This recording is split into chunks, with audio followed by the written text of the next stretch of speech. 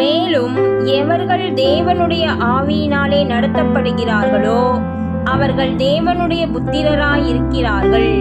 ரோமர் 8:14. நாம் ஒவ்வொருவரும் தேவனுடைய பிள்ளைகளாக இருக்க வேண்டும் என்றால் தேவனுடைய ஆவியினாலே நாம் வழிநடத்தப்படுகின்றவர்களாக இருக்க வேண்டும். மாம்ச சிந்தையானது நமக்குள்ளே முதலாவது சாகடிக்கப்பட வேண்டும்.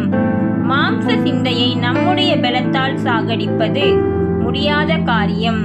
பரிசுத்த ஆவியானவருக்கு நம் இருதயத்தில் இடம் கொடுக்கும் பொழுது மாம்ச சிந்தைகள் ஆவியானவரின் பலத்தால் அழிக்க முடியும்.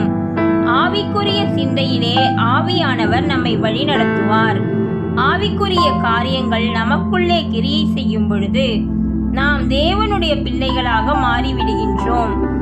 சாவுக்கு ஏதுவான நம்முடைய சரீரம் பரிசுத்த ஆவியானவரின் வழிநடத்துதலின்படி நாம் நடக்கும் பொழுது ஜீவனை பெற்றுக்கொள்கிறவர்களாக இருக்கின்றோம்.